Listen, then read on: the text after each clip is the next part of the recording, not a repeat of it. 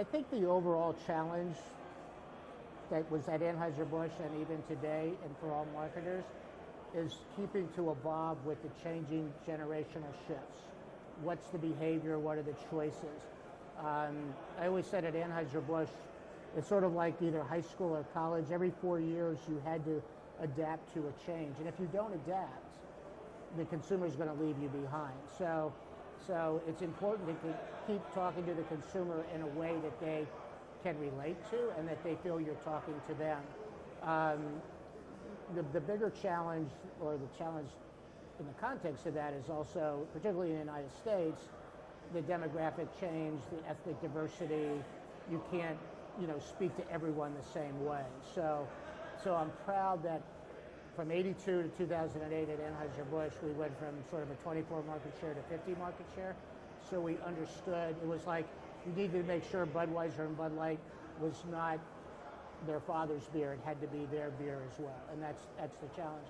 And today, as I work with clients, it's how do you, again, be relatable. So if you take sports sponsorships, why should a young person care if Anheuser-Busch or Coca-Cola or Toyota or T-Mobile is sponsoring, fill in the blank sponsorship? How does it benefit me? How does it relate to me? And so that, to me, those are the big challenges. It's a big challenge keeping up with changing consumer interface, I suppose, changing consumer demands and communicating with people differently. And so it's a big question. How do you do it? What's the secret? How do you keep on top of it? You have to understand, you have to do research to understand the consumer behavior. You can also do it, or you can complement it with your own observation.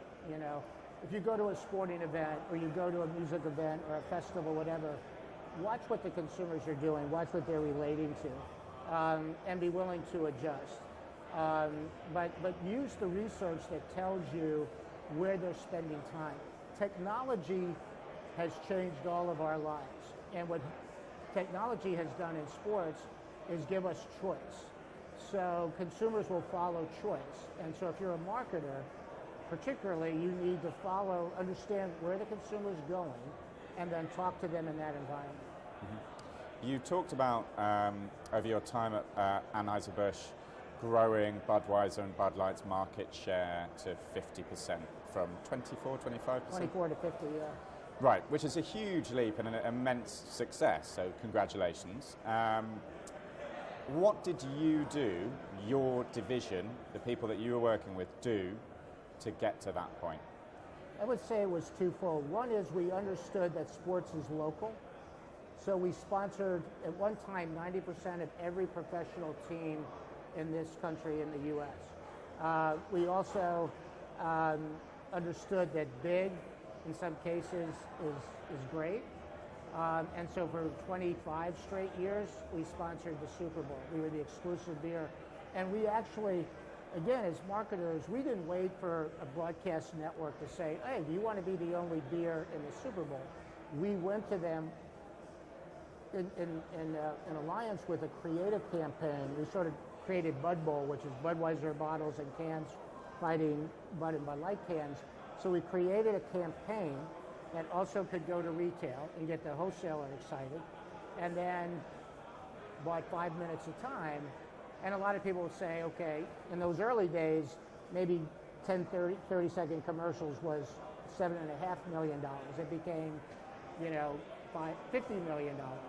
But you were still bigger than life. You were reaching 50% of your consumer base. So you balanced big, sort of big, loud, we're the leader, with local grassroots marketing and sort of put them together. What was the biggest mistake you made along that journey? Probably the biggest mistake is always never underestimate your competition.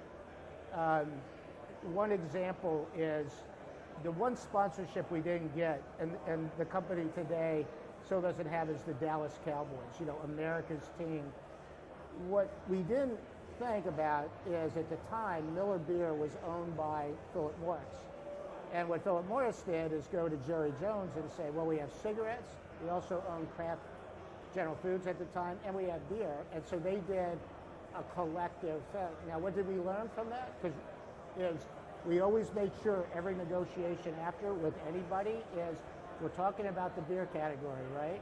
So it was a lesson learned that we missed the fact that a big corporation, a conglomerate, if you will, leveraged all their assets, which, as I talk about it now, seems obvious. Wasn't obvious at the time. So we lost that opportunity. Final question, what did you learn over your years at AnheuserBusch that has changed the way that you do things today? The thing that Anheuser-Busch prided itself on, and it was a term from the founder, was making friends is our business. And you hear more and more. I'm a big believer in partnerships. I saw Gary Bettman this morning. We talked as if, I was still at Anheuser-Busch and whatever. Relationships that are well-grounded and are real and authentic do not go away. So you never want to take that for granted. So today, you don't want to walk around someone, I hate to say it, 40 years in the business, as Mr. Know-It-All. The lesson is you can continually learn, and how you deal with people is a big part of how you're going to be successful in any business, much less sports. Tony Ponturo, thank you very much indeed. Thank you.